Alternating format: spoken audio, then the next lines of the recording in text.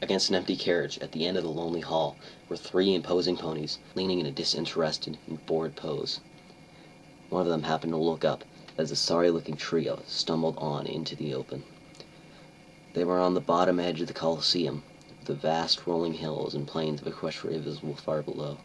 "Hey, boss, you got some of them worthless Pegasus," the first one called, at an even bigger pony on the other side of the carriage. "I suppose it's a get of work time, is it? Cool it, hotshot. Or maybe more, too." No. I was the last student to go." Scootaloo spoke in sobs. Orion could only hang his head. It's... She paused, and then breathed deeply, determined to remain as strong as she could. "It's just us three.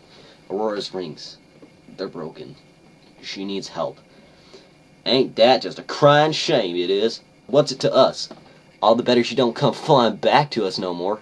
May have failed her damn test, but that doesn't mean we're not worth keeping alive," Scootaloo shouted in a flash of rage. She was determined to hold as much dignity as she could. All right. Hey, Patches, doctor her up before we head out. I don't want any blood on them seats. I just washed that thing. You ought to too, in the cart." Orion and Scootaloo hopped into the carriage and got as comfortable as they could on the hard seats, but made sure leaving room for Aurora. As soon as the largest of the third ponies finished bandaging her wings, Aurora carefully stepped onto the vehicle and lay down on the bench at the back. Scootaloo inched closer to her and leaned down to talk as the door of the carriage slammed shut. The boss pony was inside the back, standing by the door watching each of them.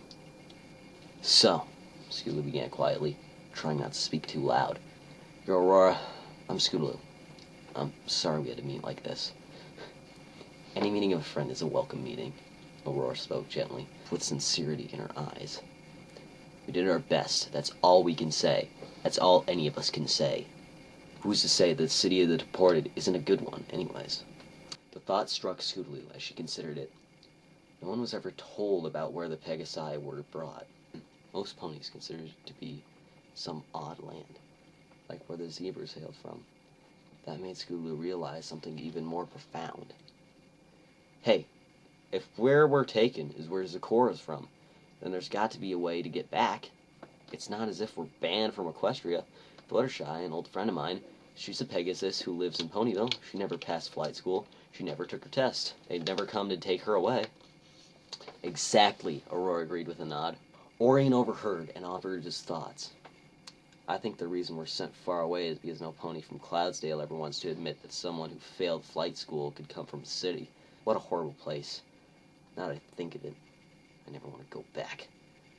Maybe that's why no Pegasus ever comes back. They just don't like Cloudsdale." "You goddamn worthless ponies can hardly call yourself Pegasus," Boss spoke from the door. He was swaying ever so slightly as the carriage was lifted and moved to an unknown location. "Useless failures is what you are.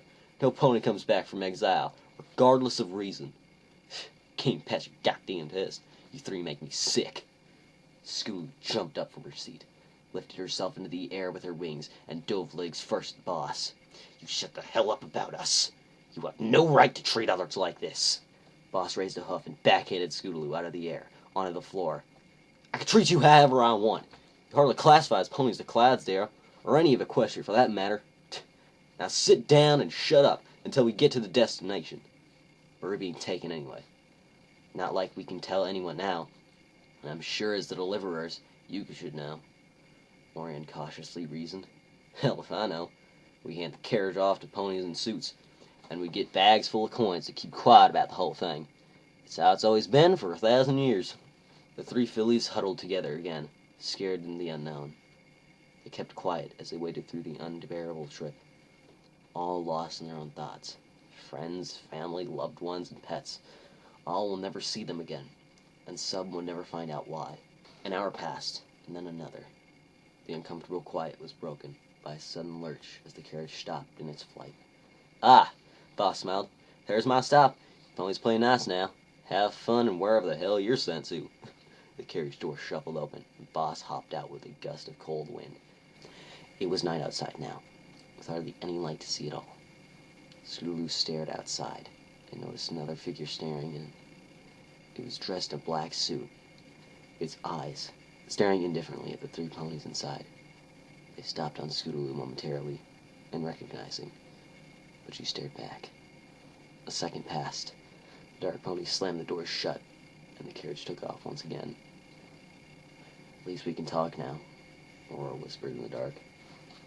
But they had nothing to talk about. Great things comes with great responsibility. Out of Clarksdale's being